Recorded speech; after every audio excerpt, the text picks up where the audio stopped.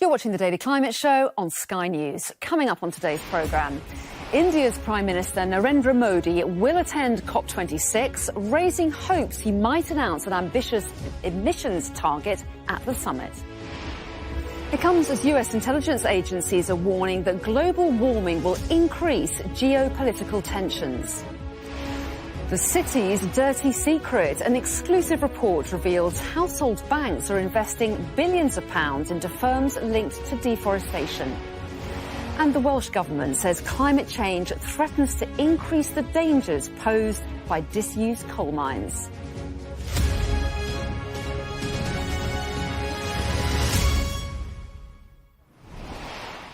Hello and welcome to the UK's only daily climate news show, where we track the changes happening to our world right now and challenge those coming up with the solutions.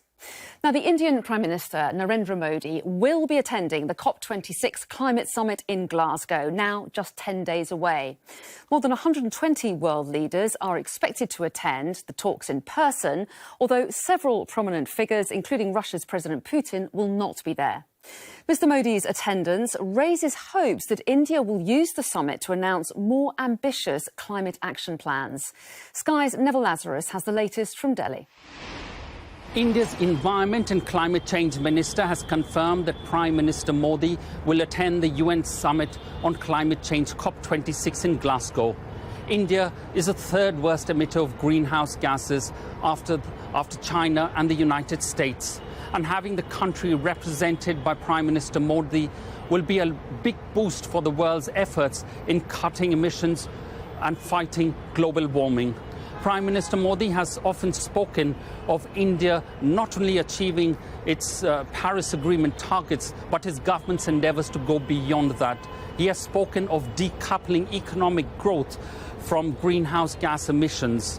His government has put in a lot of resources and efforts into renewable energy, particularly the solar sector, where large gigawatt farms have come up during his tenure.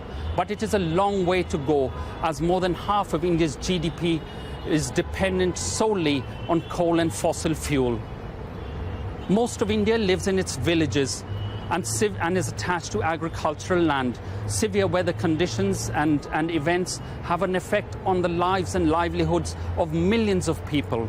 Just this week alone, torrential rains have caused flash floods and landslide, killing scores of people in the states of Kerala and Uttarakhand. And these severe weather events are increasing every year, not only with the numbers, but also their intensity. Prime Minister Modi has a majority in the Indian Parliament. He does not shy away from taking bold and decisive decisions, even though they may not be popular. And having him at Glasgow will be a big boost for the summit. The US National Security Agency is warning that climate change will exacerbate long-standing threats to global security. The new National Intelligence Estimate report, the first of its kind, says geopolitical tensions continue to grow as countries argue over the reductions in greenhouse gas emissions. Well, our US correspondent Martha Kellner joins us now. So the first report of its kind, Martha, tell us what it says. Yeah, it certainly is an inaugural report, Anna. And I think when you think about climate change, you generally think about the threats it poses to our existence. In terms of major weather events like flooding, like droughts, like hurricanes, you don't necessarily think of the threat it poses to both national and global security. This is, as you mentioned, the first report of its kind released by the White House in conjunction with the US intelligence community and the Pentagon, the Defense Department. It essentially makes three key assessments of how climate change poses a threat to security. The first is that tensions are likely to grow between countries as they increasingly argue, as we're seeing at the moment, about how to reach their net greenhouse gas emission targets in accordance with the Paris Climate Agreement. The second conclusion of this report is that the physical effects of climate change are likely to result in what the report calls geopolitical cross-border flashpoints. That's as countries take steps to protect their own national interests. It may be at odds of the interests of other countries. The third and final key conclusion of this report is that the physical effects of climate change will be felt most keenly, as we know, in developing countries. And that's countries that are less likely to be able to adapt to the threats posed by climate change. And as a result, there'll be increasing instability and also increasing demands from a US perspective on humanitarian and military resources. So this is a sweeping report which paints a very grim picture of how climate change could affect national and global security. Martha, thank you. Well, let's take a look at some of the day's other climate news now. And the Thames barrier is closing today for the 200th time since 1982. The closure of the barrier will reduce the risk of flooding for up to 640,000 properties in London and along the Thames. A combination of spring tides, tidal surge and recent rainfall has led to the closure.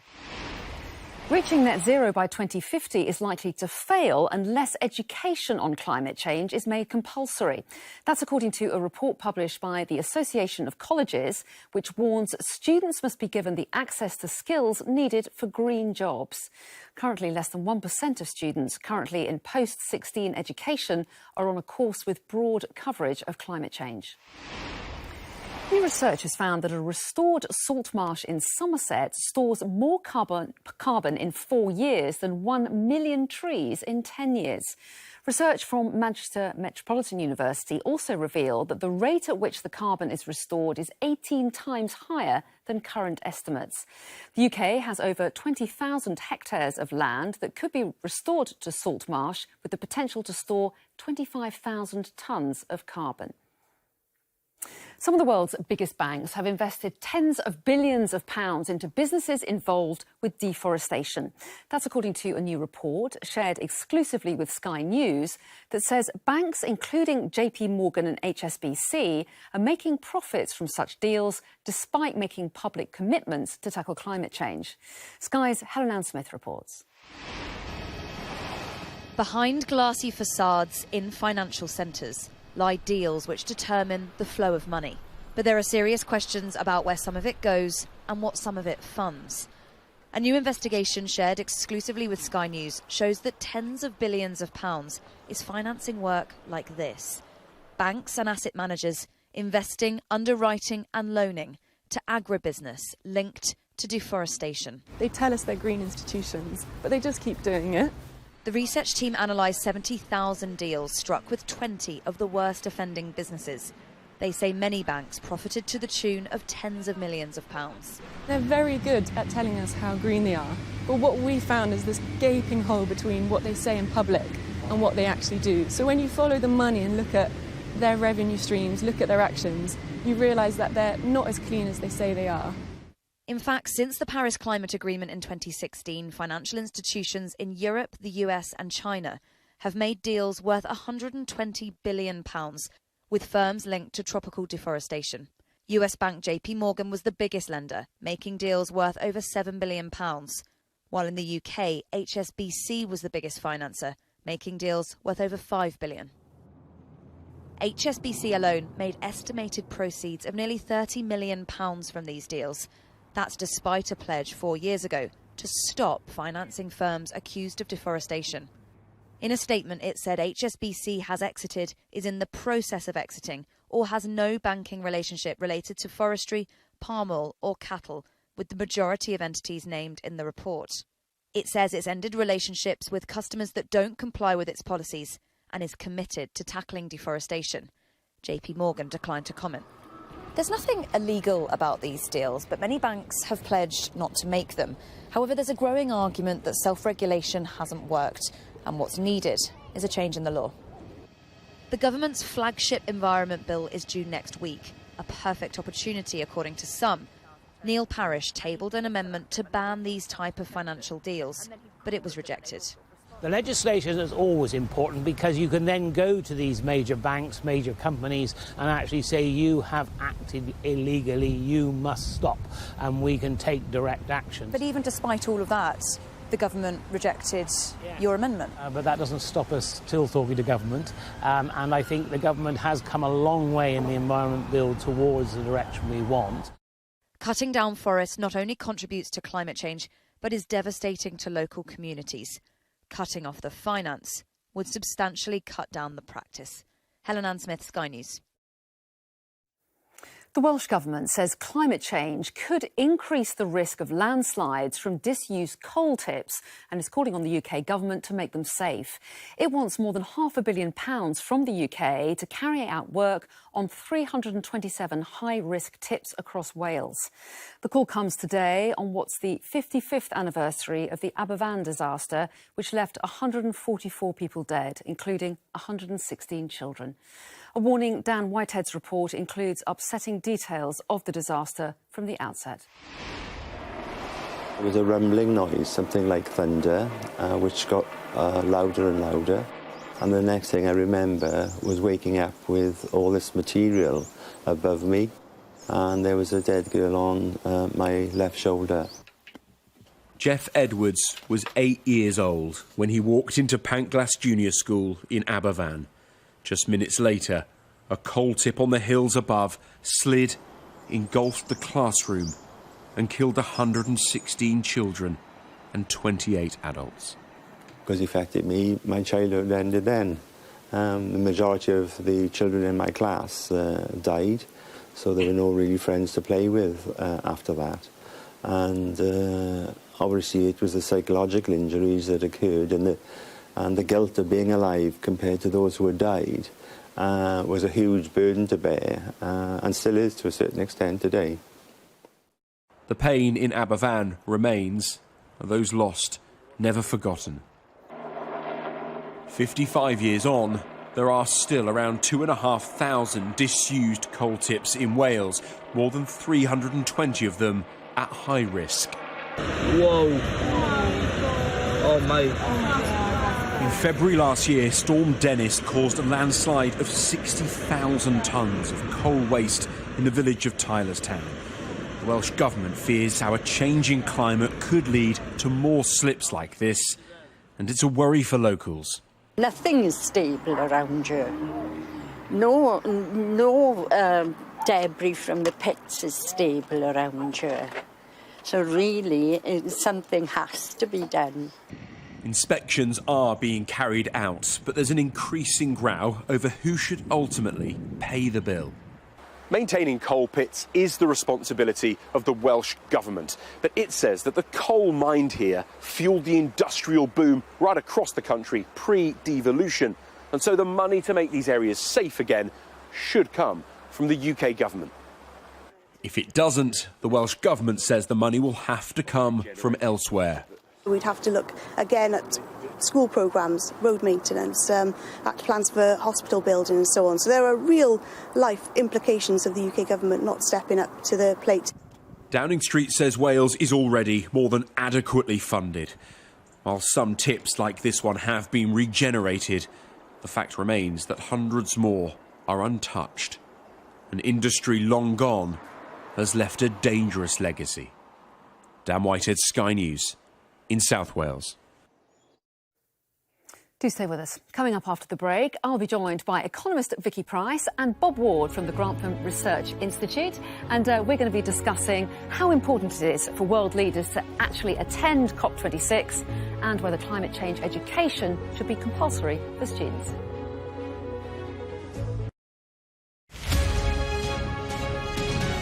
The meeting is next Tuesday at the FDA, where they will review the data from Pfizer, showing that at 1/3 the dose, that is 10 micrograms, they get an equivalent immune response to older individuals ages 16 to 25. Fewer side effects, at least initially, and so it appears good to go. I think most people are behind this, including the American Academy of Pediatricians. There are already school mandates proposed for 1 year from now in California, and hopefully other states will follow. There were protests a couple of days ago in California where there was a sit-out where school kids stayed at home on their parents' desires and protested in major cities in California, the mandate proposed for 1 year from now. But if you look at the data, only about 1/3 of parents actually vehemently oppose any vaccination of their kids aged 5 to 11. About 1/3 will say they'll go out immediately and vaccinate their kids, and about 40% will watch and wait. We do know that vaccine mandates have been working in the US. Take, for example, the Los Angeles Unified School District. About a month ago, there were about maybe 60 to 70% of school staff and teachers vaccinated. The deadline was on Monday. And by Monday, there were 97% of the school staff and teachers vaccinated. So we do believe that the carrots only work to some regard. Lotteries, a shot for a shot, ice cream, donuts. At the end of the day, mandates have really moved the dial much more in the United States so far.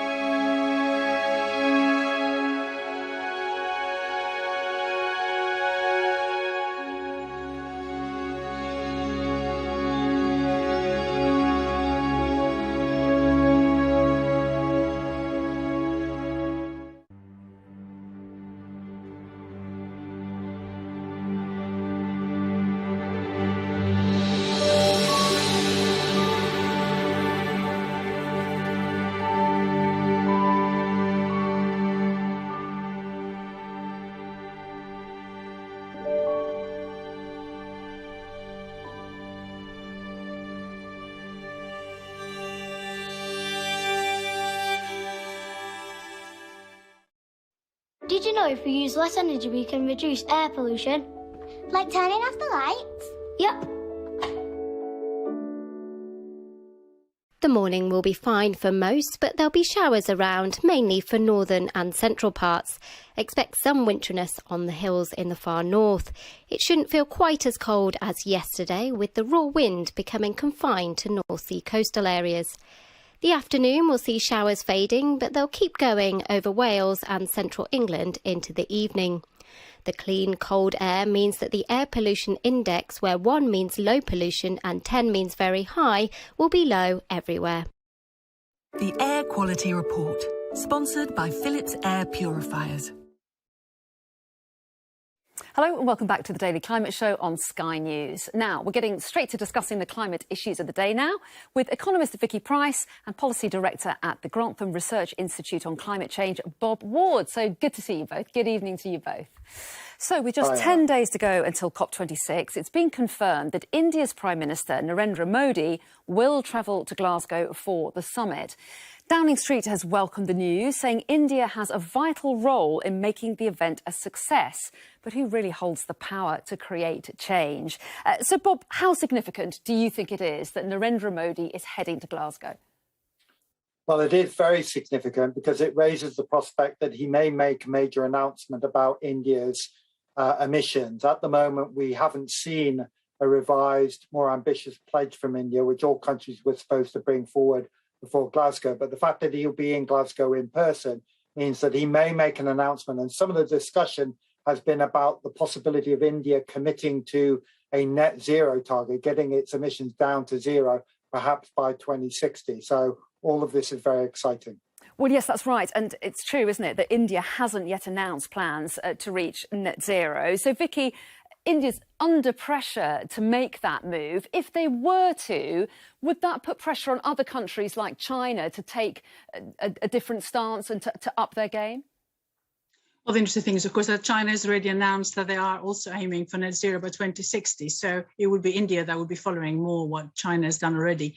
But the reality is that quite a lot of other developing countries might look at that and realize that they can't be out on their own, really, in this area. But there is going to be a price, I think, that is going to be extracted for pledging net zero for India. It is, after all, the third largest carbon emission country in the world, and of course it will cost it a lot to move away from its over-reliance, for example, right now still on coal, despite the progress that it has made in terms of renewables. So it is going to be asking for cash, I'm pretty certain, or other conditions to be met that will be beneficial to India if it is indeed going to move in that direction. It cannot do it, I think, on the basis of where things are at present.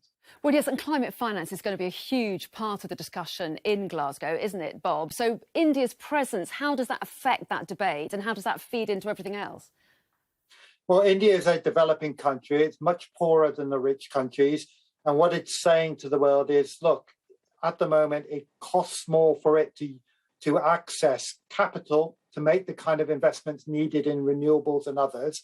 And it's that capital is more expensive because it's considered to be a more risky place to do it, and because renewable energy is considered more risky. So it's going to say to the rich world, please help us access this capital so that we can access it. The private sector will make money on this because it will be building an energy system that will generate returns. So it should be an attractive prospect both for the private sector and the public sector, and we all benefit if India does start to limit its emissions. OK, we're going to move on to the next topic now. And earlier on the show, we heard how college leaders are calling on the government to make lessons on global warming compulsory. They say the UK is unlikely to reach its net zero target without change. So how do we put climate change into the curriculum? Vicky, to you first of all then, and just to give you a statistic, less than 1% of students are on a course with broad coverage of climate education. You can see that fact there. So how important do you think it is to have climate change in education for those over 16? I think it's very important. But of course, there are two aspects of climate change education. One is to make people aware of what the issues are, so they behave in a different way themselves to the future, more responsibly. The other one is to upgrade their skills, or make sure that the skills in the curriculum that exists are fit for whatever it is that we want to do in the future. The green jobs that have been announced, for example, with the net zero strategy, an extra 450,000 supposedly, which has been a figure that we've been talking about for the past 15 years in my memory. So it is really whether we're talking about upskilling, and if we know really what those skills are likely to be needed, which they are going to be needed in the future, that we're not quite sure at present, given that technology is still unclear, and there could be all sorts of areas of activity that will be taking place in the future that we can't even imagine right now. So the question is, what do we upskill our people for? And are we basically talking about everything being done in a green way? In other words, having a lot less emission for every ounce of production that we have in the future, rather than the way we do things at present. So a bit of an unknown there. Okay. And if you're going to be teaching it, what exactly are you going to be telling your students? Bob, do you think that's a fair point?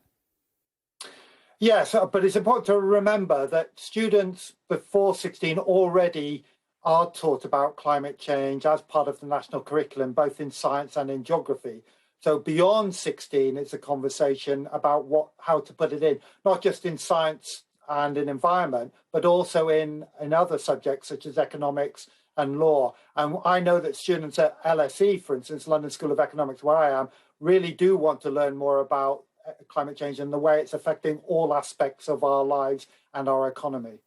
Well, that's so interesting, isn't it, Vicky? And some people might say this idea is pushing at an open door. I mean, we've seen all the school strikes. A lot of those children are actually younger than 16. But there is an enthusiasm, you might say, amongst younger people that is perhaps not there in some of the older generations. The interesting thing is that when you do surveys about climate change and awareness and whether you want to do something about it, we find that all generations in the UK certainly seem to be quite committed to it and understand the issues. So it's not just confined to any particular age group. But what worries me is that there has been this huge cut in funding for further education. In other words, reskilling the older population, those who may need to change their jobs or the way they do their jobs. And that funding needs to be restored if we are at all serious about ensuring that the population we have at present, who is in the labour force and always about to get into the labour force, is able to deal with things for the future. OK, Vicky Price, Bob Ward, we're out of time. Good to see you both. Thanks very much indeed for joining us this evening. That's everything from us for today. Joining us on the show tomorrow is climate activist Michaela Loach and Tom Burke, chairman of the E3G think tank. Do stay tuned here on Sky News, though, because coming up next, as the daily number of COVID cases tops at 50,000, the Prime Minister resists calls for new restrictions and instead urges people to get a booster jab. Do stay tuned. See you next time.